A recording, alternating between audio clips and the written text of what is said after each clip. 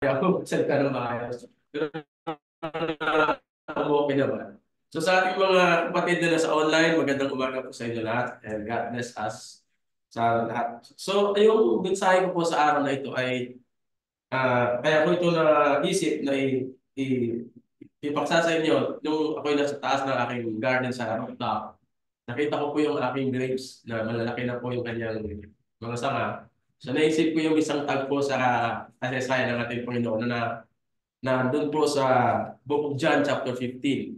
Kaya ang pamagat po ng ating mensahe sa araw na ito ay ang magsasaka. O kung kayo may farm, so magsasaka ang tawag sa iyo. Kung mayroon ka namang rooftop garden, pwede kang tawagin hardinero. So nakikita mo yan sa John 15, ang ating pong talakayin sa araw na ito. Napakaganda po ng mensahe dito. Kaya relate ako dahil ito'y patungkol sa paghahalaman o paggagarden. Paano ba paano ang paraan ng pagsasaka na makikita natin dito sa chapter 15 ng Book of John. So buksan po natin ang ating Biblia sa Book of John chapter 15. Ganito po ang nakasulat. Ang sabi dito ay, sabi ni Jesus, ako ang tunay na puno ng ubas at ang aking ama ang magsasaka. So yun po ang sinabi. Ay nung kinuha dito doon ng ating mensahe. Ang bawat sanga na sa akin ay hindi nagbubunga ay inaalis niya at ang bawat sanga na nagbubunga ay nililinis niya upang lalong magbunga. So, ang ganda ng yun ang proseso ng kanyang pagsasaka. Sa verse 3, ang sabi niya, kayo'y malilinis na sa pamamagitan ng salita na sa iyo'y aking sinalita. Kayo'y manatili sa akin at ako'y sa inyo, gaya ng sanga na di makapagbunga sa kanyang sarili, maliban na nakakabit sa puno, gayon din naman kayo, maliban na kayo'y manatili sa akin. Sabi niya sa 5, ako ang puno ng ubas, kayo ang mga sanga. Ang mananatili sa akin at ako'y sa kanya ay siyang nagbubunga ng marami sapagkat kung kayo'y hiwalay sa akin ay wala kayong magagawa. So 6, kung ang sino man ay hindi manatili sa akin ay siyang matatapon katulad ng sanga at matutuyo at mga titipunin na mga ihahagis sa apoy at mga susunod. Sa 7, kung kayo'y magsipanatili sa akin at ang aking mga salita ko'y magsipanatili sa inyo, ay hingin ninyo ang ano bang inyong ibigin at gagawin sa inyo. Mamaya, balikan natin sa Isaiah. Sa 8, sa ganito'y lumuluwalhati ang aking ama na kayo'y magsipagbunga ng marami at gayon kayo maging aking mga alagad. So, nahati po ito mga kapatid sa 4. Ang una po ay yung fruit bearing. Ito po yung una at yung pangalawa. Susundan natin mo. So dito, nakikita natin, nabasa natin kung paano ang Diyos magpapabunga ng isang punong ubas. Nakikita natin at pinillustrate niya kung sino yung true vine, yung puno ng ubas at kung sino yung mga sanga. So nakita natin na ang puno ng ubas, si Kristo, at tayo yung mga sanga. Alam niyo sa pag-uubas mga kapatid, ang ubas pag tinanim mo yan at pabayaan mo lang, lahaba ng hahaba yung kanyang mga vines at hindi yan magbubunga ng saga. Ang ginagawa niyan, mga kapatid, kunyari itong puno ng ubas, ganito, may sanga sa dyan. Talagang dinidesign nila yon. So itong mahabang sanga, marami yung mga sanga-sanga na ganyan. Ayan. Ang ginagawa ng naghahalaman, itong mga sanga to, mayroong matataba, mayroong maliliit. So ang ginagawa niya, inaalis niya itong gitna. Yan, inaalis niya yung gitna. At magtira lang siya ng ilan dyan na mabubuting mga sanga. Ganun ang ginagawa. Tapos pinuprune yun, pinuputulan siya at mag-iwan lang siya ng tinatawag natin ilang mga nodes dyan. 2, 3 o 4. Yan. Ganun po ang proseso ng pagpabunga ng grapes. Kasi pag hindi mo ganyan yan, hindi yan magbubunga ng marami.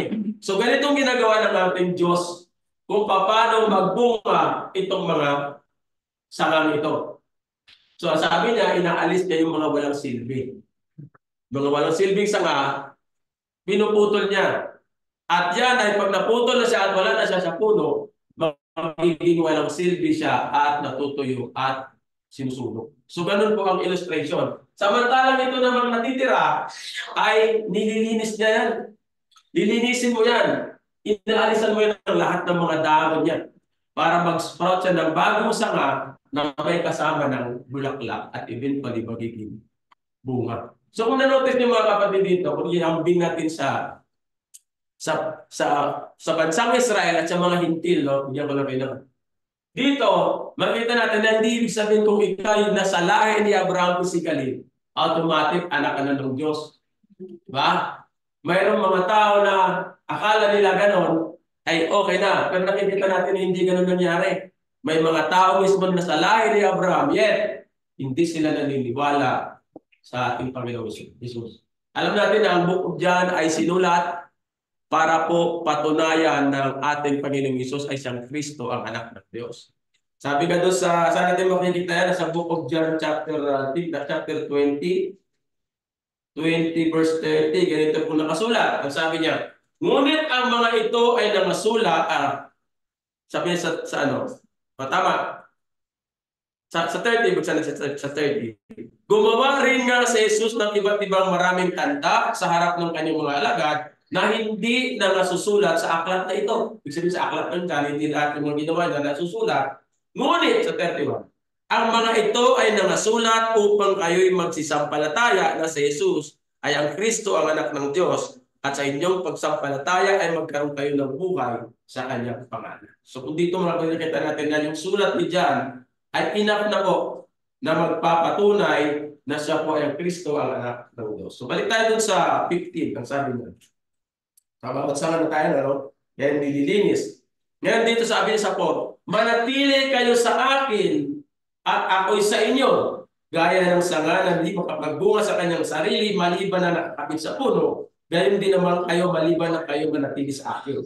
Ako ang puno ng ubas at kayo nga ang mga sanga ang manatili sa akin at kayo sa akin kaniya at siyang nagbubunga ng marami sapagkat kung kayo balik sa akin ay wala kayong magagawa. So si Kristo bilang siya po yung Kristo, siya po yung Savior natin. Wala pong kaligtasan maliban sa Kanya. Wala po tayong magagawa kung hindi tayo nakakabit sa puno, which is Christ. Ito si Kristo to. Sa illustration. This is Christ. At ito yung believers. Na nakakabit sa bilang sanga, no? Sabi niya dito sa 6, kung sino man ay hindi manatili sa akin, ay siya'y matatapong katulad ng sanga na matutuyo at magtitipunin at mga ihagi sa apoy. Ito sa 7, kung kayo'y magsipanatili sa akin at ang mga salita ay magsipanatili sa inyo, ay hingin ninyo ang anumang iyong ibigin at gagawin sa inyo. May nakabasa nito mga kapatid, pumasok sa isang pananampalataya dahil nabasa niya ito. Tapos, after 6 months, 2 months, 3 months, after 6 months, walang nangyari na kanyang mga hingi. Umalis. Hindi pala totoo, sabi. Mga kapatid, ibig sabihin nito mga kapatid, ito, tingnan natin, pag isang tao nakakabit, siya ay believer. Ibig sabihin nito mga kapatid, yung pinanihingi dito, ito po ay exclusively sa mga bagay patungkol po sa Diyos. Mga spiritual na mga bagay. Kasi pag yan ang spiritual na mga bagay ang hihingin mo, isa lang ang sagot. Big. It's a yes for me. Kung pag pa doon sa ano pala, AGT. Pag anong hingin mo, sabi niya, pag ikay nakaabay sa kanya, naging Kristiyano ka, ako mga kapatid, ilang taon ako sa Church of Christ, o kahit sa ibang mga denomination, na sabi nga nila, hindi nga pala sila tunay na Kristiyano, di ba? Sa atin na lang, sa atin na lang. Wala akong nakarinig na namin nanalangin, Lord, bigyan mo ako bukas ng Bugatti. Sa sunod na linggo, Ferrari. Pag tayo ba'y believers, yung ba hinihingi natin? Ang lagi natin nadidinig, Lord, bigyan mo ako ng aking pangangailangan. Yung sinasabi ni Brother Darwin kanina Diba? Na once na mag-focus ka ng mga bagay sa Diyos, hindi ka mag-worry. ng mga bagay na kakainin mo. Kahit ang mga ibon, ako may ibon ako sa bahay. Ang sipag nila, lagyan mo yan ng mga materyales para sa netting. Hahakutin nila lahat yun. At ipunin doon sa kanilang pugat at dadami sila. At kung magpapakain sila sa kanilang bagong pisa, once every 2 hours yun. At pag nagpakain sila, busog na busog. Yan sinasabi mo hindi nagtatrabaho. Nagtatrabaho sila. Ang mga ibon. Ang mga lilis hindi nagtatrabaho, no? Kaya sinabi ko kanina, it takes our person to take initiative because God give us everything we need. Nang lalamin ba ng Diyos ang mundo? Ako, pag ako tanongin, no? Enough ba ang source ng earth para pakainin ang lahat lahat na may buhay sa sanlibutan? Ang sagot ko, yes. Ang tanong natin, bakit maraming nagugutom? Di ba po? Dalawa lang ang cause ng ang gutom sa sanlibutan. Ang isa capital G, ang isa capital L. Alam niyo yung G? Ito yung tinatawag nating greediness. Dahil sa kasakiman, may mga taong nagugutom. Di ba? Gusto nila, kanila na lang lahat eh. Pero yung bang plano ng Diyos para sa tao? Hindi. Sabi niya, sustain niya yung kaatat sa kanya at magbunga ng marami. Pangalawa, ito yung tinatawag na laziness. Minsan kaya ka na nagugutom dahil tamad ka. God provide everything. Yung mga lilis, mayroon silang initiative. Ilagay mo yun sa tubig. Automatic mag-uugat yun. At yung ugat niya, anong nagawa ng ugat? Nagsisip-sip ng mga elemento, mga fertile na nutrients sa kung saan siya nakaatas ang kanyang ugat. Kaya ang tanim, pag tinanim mo, hindi yan, kumikilos yan. Hindi lang tinikita. Ang ginagawa ng tanim, pag tinusok mo yung rose, gagawa siya ng ugat. Bakit? Kasi yung kanyang maging worker para siya mabuhay. Tamo mga tanim, hindi sila lazy. Yung mga ibon, abay, maghanap ng mga kainan. At matindi sila mag-alaga sa kanilang mga anak. So nakita natin mga kapatid, na ito ang dalawang causes ng gutom. Yung kawawa yung nabiktima ng kasakiman. Kasi nga po, tapos nakabiktima ka na ng kasakiman, tamad ka pa, may double murder na. Di ba po? 2 beses ka nang magugutom niyan. So ganun mga kapatid, tandaan natin na itong sinasabi dito, yung hiningi natin material, yun ang sinasabi siguro ng karamihan na may 3 sagot ang Diyos. Pag humingi tayo na, Lord, bigyan mo ako ng trabaho, bigyan mo ako ng makakain natin, bigyan mo ako ng ganito, ganyan. Sana makabigyan ko ito, ganyan. Well, hindi may iwasan, humingi ka lang, di ba? Pero minsan ang sagot ng Diyos yung 3. Pwedeng yes, pwedeng no, or wait. Minsan, alam ng Diyos yung makakabuti sa'yo eh. Baka ibigay ng Diyos yun, ikasasama mo, hindi niya ibibigay yun. Diba? Pero pag ang sinabi mo ay patungkol sa Diyos, His righteousness, abay isa lang sagot niya, yes. Kaya sabi dito, ano man ang hingin ninyo, ay gagawin sa inyo. Kaya Lord, bigyan akong wisdom. Tapos, panalangin ka, nabigyan ka ng wisdom. Hindi ka naman nagkakape. Brother, anong relasyon ng kape? Ang pagkakape, sabi ko, minsan parang nagbasa ka, isang verse pa lang inaantok ka na. Hindi ka man nag-i-effort para maalis ang antok. Di ba? Na makabasa ka kahit isang chapter man lang. Di ba? Tinasing ko lang kami sa expression ko palagi eh. Ang isang magiting at magaling na mga ngaral, palakape. Ibig sabihin ng palakape, nilalabanan niya ang antok so siya ay magbabasa. Kasi nga nakakaantok ka naman magbabasa, lalo basahin mo history, genealogy, anak ni ganito, anak ni ganyan, anak si ganyan. Naku, aantokin ka. Pero sa tao, gustong matuto at maliwanagan sa mga katotohanan sa Diyos, at pipimla ng kapiyan. Tika muna, barako, para matanggal ang kanyang kanto. Diba? Hingi ka ng wisdom, hindi ka naman nag-effort. So ganun ang ibig sabihin, ganun rin yun sa tinatawag natin mga bagay na hiningi natin sa Diyos. So yun po ang first part. Ang second po na part nito ay yung tinatawag nating loving. Dito. Yan. Nakikita natin dyan mga kapatid sa verse 9 to 17 natin pong basahin. Sabi niya, Kung paanong iniibig ako ng Ama, ay gayon din naman iniibig ko kayo. Magsipanatili kayo sa aking pag-ibig. So, di ba, nakita natin dito sa fruit bearing, no? Kung paano niya inalagaan yung mga sanga at nilinis niya sa pamamagitan ng kanyang mga salita. Pag tayo po'y nalinis nila sa pamamagitan ng kanyang mga salita, anong ibig sabihin nun? Sabi niya dito, kung paanong inibig ako ng Ama, ay gayon din naman iniibig ko kayo. Sabi ng ating Panginoon Hesus. Sabi niya, magsipanatili kayo sa akin. So itong mga sangang ito, dapat manatili dyan. Huwag lalabas, huwag aalis. Kung tinutupad ninyo ang aking mga utos, ay nagsisipanahan kayo sa aking pag-ibig. So totoo ito mga kapatid. Kasi po, ang mga utos ng Diyos, bahagi po yan ng kabuuan ng tao. Na sabi ko sa Ecclesiastes chapter 12 verse 13, let us hear the conclusion of the whole matter. Fear God and keep His commandment, for this is the whole of man. Kasi inalis ko yung duty doon kasi naka-italize yan. Kasi hindi wala yan sa original text. Ito ang kabuuan ng tao. Kaya pag wala ang kautusan ng Diyos sa tao, hindi siya mabubuo bilang tao. Kaakip, ano yun? Kumbaga sa nakadikit yan, kasama ka sa paglalang yan. Kaya tingnan mo ng sinuway ni Adan ang commandment ng Diyos. Ano nangyari? Ito na. Here is our world. Tama? Because inalis ni Adan sa kanyang sarili ang kautusan ng Diyos. So, sabi dito, nagsipanahan kayo sa aking pag-ibig, kaya gaya ng aking pagtupad sa mga utos ng aking Ama. At ako'y mananatili sa kanyang pag-ibig. Sa 11. Ang mga bagay na ito ay sinilita ko sa inyo upang ang aking kagalakan ay mapasa inyo at upang ang inyong kagalakan ay malubos.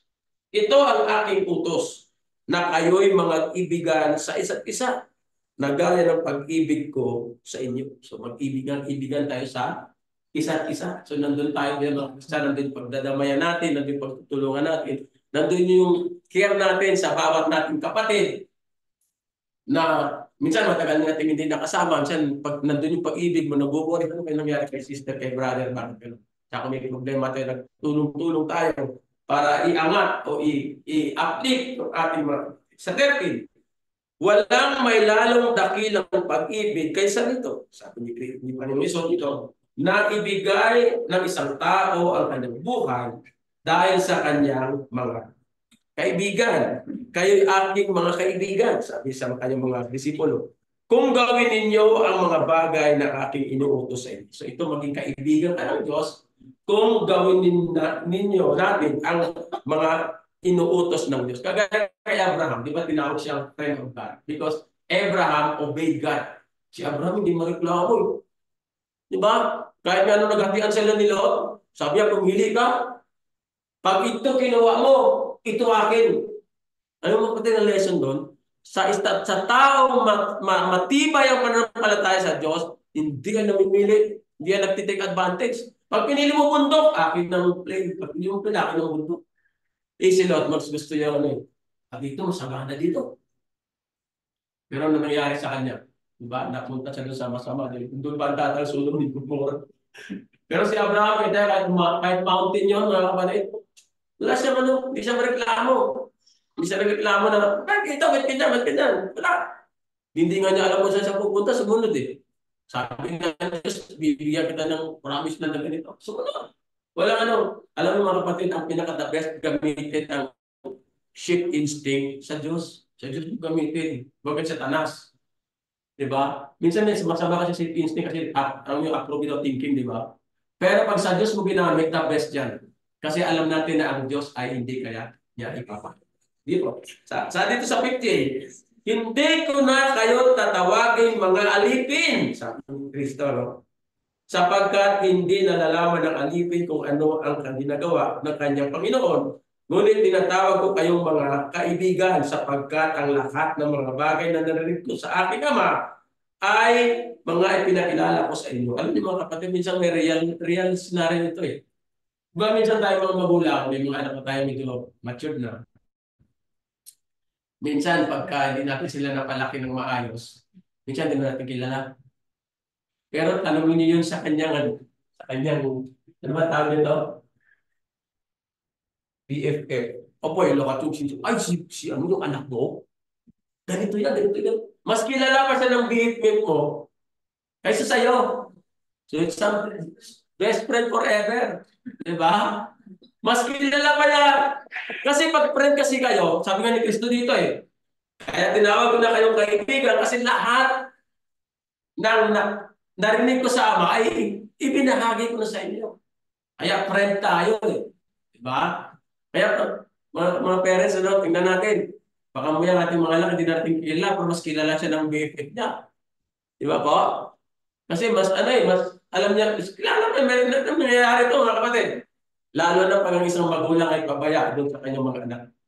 Minsan, pinapalaki na sila ng environment kaysa ano, lesson sa ano, mismo turo sa ano. Tandaan niyo mga kapatid, ang environment, hindi mo pwedeng isisi yan na yun na naging nadat na naging mga anak. Kasi nga, pinanganak na tayo, pag pinanganak na tayo, nandiyan na yan. Kaya bilang mga magulang, yung mga anak natin, dapat bigyan natin sila ng foundation na paglabas nila sa bahay, mayroon silang pangangako. Kasi kung wala, sigurado yan. Sigurado yan mga kapatid, they were influenced by the outside world. At napaka ano yun, matindi manghila yun mga kapatid. Kaya dito sabi ni Kristo, ito alam ni Kristo to, sinasabi niya kayo dito kasi alam niya yung paparating na mga pagsubok dito sa kanyang mga alagad. Sa 16 sabi niya, ako'y hindi ninyo hinirang, ngunit kayo hinirang ko. Ano? Humili siya dyan, di ba? At aking kayong inihalal upang kayo'y magsiyaon at magsipagbunga at upang manatili ang inyong bunga upang ang anumang inyong hingin sa Ama sa aking pangalan ay maibibigay niya sa inyo. Kaya sabi, kita niyo mga kapatid, ang sinasabi doon na inihingi nila na ibibigay sa kanila ng Ama, yung katwiran. Lahat ng knowledge sa Diyos para ikay maging matuwid. Yes, ang sagot ng Diyos. Kaya babasa din natin dito sa verse 16. At ang sa 17, ang sabi niya, ang mga bagay na ito ay inutos ko sa inyo upang kayo'y mag-ibigan sa isa't isa. So, ang kilang mga kapatid ay pag-ibig. Love is the answer nga, di ba? Di ba? Love is the answer. So, ang pangatlo dito mga kapatid, yung tinatawag natin, suffering. Tandaan niyo mga kapatid, ang kausap ng ating Panginoon dito, Panginoon Jesus dito ay yung kanyang mga disciples. Kaya sinabi niya mga ito. Kasi sa kanila may paparating na mga pagsubok, mga sufferings na kanilang mararanasan mga kapatid habang sila ay magpalaganap ng mga salita ng ating Panginoon. Makikita natin yan ng mga verse na yan sa verse 18 hanggang 15 hanggang 18. Nasabi dito ay ganito. Kung kayo'y kinapupuutan ng sanlibutan at inyong talastas na ako muna ang kinapuputan bago kayo. So mga kapatid, lahat ng Panginoon Jesus, di ba? Kinapuputan niya siya eh. Panginoon Jesus, alam niya na siya po ay papatayin at alam niya na siya hindi paniniwala kasi may mga nakasulat na patungo sa kanya kaya ito sinasaysay niya sa kanyang mga apostles, mga disciples. Sabi niya, kung kayo'y taga sanlibutan ay ibigin ng sanlibutan ang kanyang sarili. Ngunit sapagkat kayo'y hindi taga sanlibutan, kundi kayo'y hinirang ko sa sanlibutan, kaya napupuot sa inyo ang sanlibutan. So bago kanila kapuutan, sabi sa kanyang mga disciples, ay sigurado yun, kapuputan din nila kayo kasi ako nga mismo, pinapuputan nila. Diba? Sabi sa 20, alalahanin ninyo ang salitang sa inyo'y aking sinabi. Ang alipin ay hindi dakila sa kanyang Panginoon. Kung ako'y kanilang pinag-uusi, kayo man ay kanilang pag-uusigin din. Kung tinupad nila ang mga salita, ang inyo man ay tutuparin din. Sa 21, tatapwat ang lahat ng mga bagay na ito ay gagawin nila sa inyo dahil sa aking pangalan, sapagkat hindi nila nakikilala ang sa akin ay nagsugo. So ito yung mga problema mga kapatid sa libutan. Hindi nila kilala yung nagputos sa ating Panginoon. Kaya kung hindi nila kilala yun, sigurado kapupuutan sila ng mga tao. At yun nga ang nangyari. So sa 22, kung hindi sana ako naparito at nagsalita sa kanila ay hindi sila magkakaroon ng kasalanan.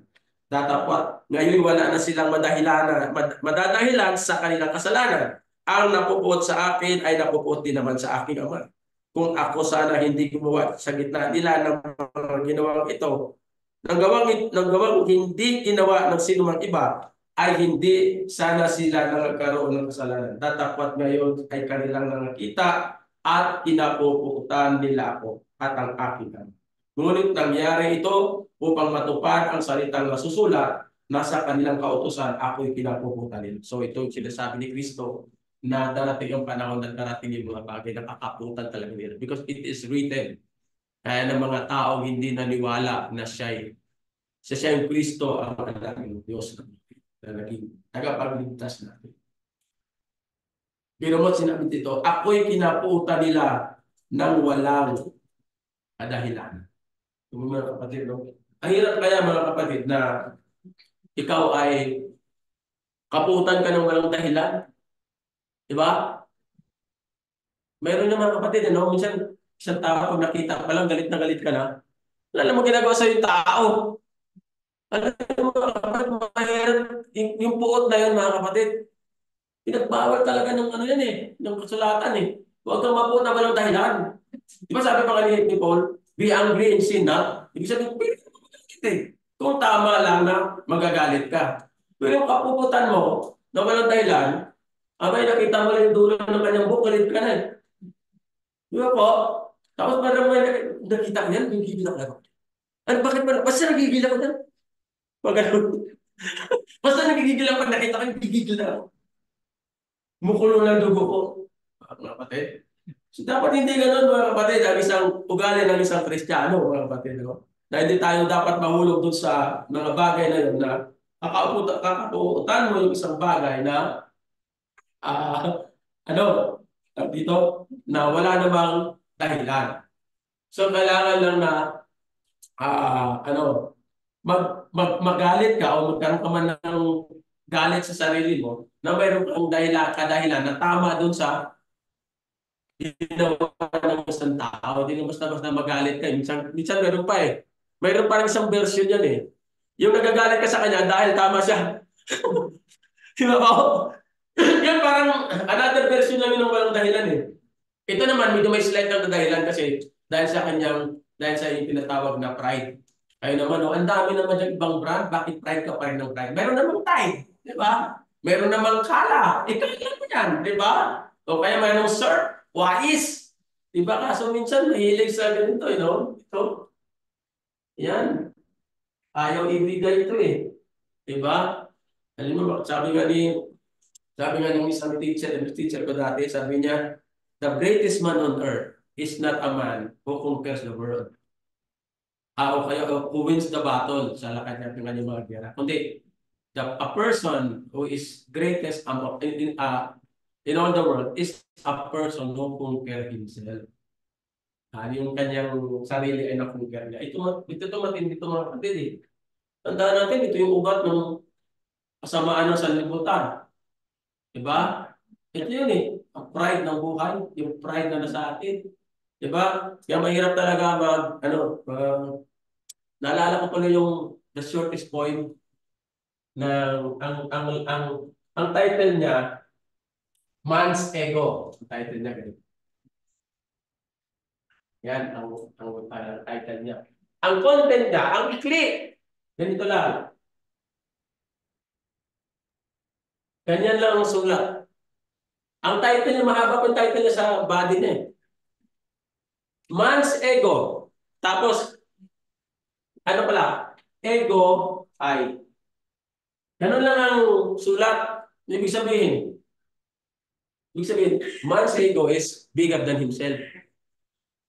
Yun po yung lesson niya. Tamang title niya, mas mahaba pa sa katawan. Pero ang message nun mga kapatid, totoo na ang ego ng tao malaki pa sa kanyang sarili. Pag natabatas mo yan, ano?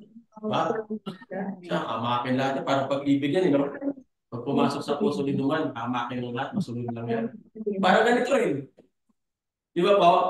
So yun po, mayroon dito na featured the sufferings at ang number 4 ay yung tinatawag natin witnessing. So dito mga kapatid, ito marami nagkiklaim ito mga kapatid eh. Sa ating sanlibutan ano. Witnessing. Sila daw yung tunay na mga witness. Diba? Pero dito mga kapatid, itong kausap ng ating Panginoon, sila yung tunay. Kasi sila talaga yung nandun. Kasama ng ating Panginoon. At mapahanggang ngayon, sila pa rin yun. Diba? Maraming yung nag-claim eh. Hindi na witness eh, appointed na eh. Notice nyo? Ito sabi dito, mga witness sila eh. Basahin natin, nandun yun sa verse 26. Sabi dito, datapwat na pagparito ng mga aliw na aking susubuin sa inyo mula sa Ama, sa makatuwid bagay ang Espiritu ng katotohanan na nagbubuhat sa Ama, ay siyang magpapatotoo sa akin. So dito, ang mga aliw dito sa 14 kasi na-discuss kung sino yung mga aliw, no? Comforter, which is the Holy Spirit. So sabi dyan, kaya dumating ay magpapatotoo sa kay Kristo sa Ama, at ito naman Holy Spirit naman na magtuturo naman sa kanyang mga disciples. Sabi niya sa 27. At kayo naman ay magpapatotoo sapagkat kayo nakasama ko buhat pa nung una. So from God, the Holy Spirit, magpapatotoo kay Jesus Christ. Tapos ito naman ang Holy Spirit. Sana masasakit yung ganito ko, wala. Disciples. So ito mga disciples niya, yung mga witness ito sa word para sa sanlibutan. Ito naman, magpapatotoo kay Jesus na yung para sa sanlibutan na magpapatotoo. Ngayon mga kapatid, maraming nag-claim na sila po yung tunay na sinugo. Di ba po? Pero wala mga kapatid, isa lang. Sino ang mga sinugo sa kasulatan, sino mga saksi? Yun lang po ang tunay na nakasama ng ating Panginoon. Eh brother, patay na sila, paano sila maging witness? Di ba ganun ang tanong? Mga kapatid, simple lang yan. Ang Biblia na buo ng kanilang mga sulat. Sila ang tunay na nagsaksi ng katotohanan. All we have to do is to what? Aralin. Sila pa naman ng mga apostoles, may pumalit ba? Sino ba ang apostoles sa mga intil? Si Pablo. Sa mga Hudyo, si Pedro. Eh mga sumulat ng Biblia na in-inspired ng Diyos, sila pa rin yun. Kaya pag may nagsabi sa akin siya apostol, mag-apostol ka mag-isa mo. Hindi na kita paniwalaan kasi hindi mo pa patunayan sa Biblia. Sila pa rin yung mga witness. E paano tayo matututo mga kapatid? Paano sila pa rin naging saksi natin? Sila pa rin nagpapatuto eh. Naisulat ng Biblia bilang witness sa mga katotohanan ng Diyos. All we have to do, isang pa rin yung ano pa rin tinatawag natin? Initiative. Na ang tao mismo ang magkaroon ng initiative na hanapin ang katotohanan. At pa sa amin ni Kristo, search the scriptures. If you think in them, you have eternal life. Kung naniniwala ka na sa mga salita ng Diyos ay may buhay na walang hanggan, abay, hanapin mo. Diba? Hindi yung kung ikaw naniniwala na may buhay na walang hanggan, hindi.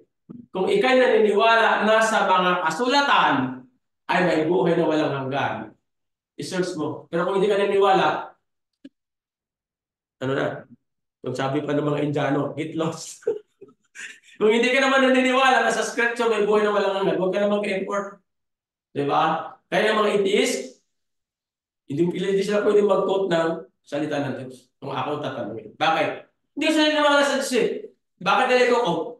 Diba? Wala sila karapatan i-quote yun. Kasi hindi naman sila naniniwala eh. Sabi ni Kristo, kung naniniwala ka na sa mga scripture na may buhay na walang hanggan, search mo. Eh kung hindi ka naman naniwala, kung mo basahin, hindi ka naman naniwala eh. Kung naniniwala ka, basahin mo. So sila yung naging saksi. Sila yung naging saksi maging hanggang sa atin, ano? At paano sila maging saksi sa atin? 2 Thessalonians chapter 2 verse 15. Sabi dito, kaya nga mga kapatid, kayo'y nangagpakatibay ng inyong panghawakan ang mga aral na sa inyo itinuro. Sabi ni Pablo, maging sa pamamagitan ng salita o ng aming sulat. Sa pamamagitan ng sulat, they are still the witness of the truth of God. Wala pong pwedeng pumalit sa kanila. Kaya pagka sumobra, iba, tumubra sa apostol, naging appointed siya. O ngayon, naging ama na. Pero ngayon nagtatago na, hindi ko alam kung saan na. So yun, mga kapatid, tingnan natin. Kaya be careful sa mga bagong ito. Kasi tayo, wala tayong kinikilalang ibang apostol. Wala tayong kinikilalang ibang pastor o pagiging sinugo. Maliban sa ating Panginoong Isos at kanyang mga disipulo na tinalaga niya bilang mga saksi. So sana sa umagang ito, ako ay nakapagbigay sa inyo ng inspiration na ano natin, hanapin natin ang righteousness. And all this thing shall be added. It will take all your worries pag yun ang inuna mo ba.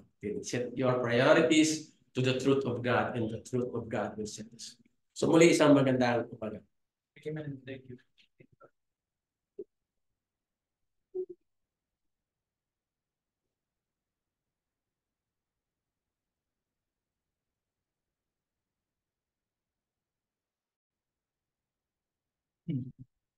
Salamat po, Brother Gary, sa napakaliwanag at napakagandang lesson na yung binahagi sa ating mensahe.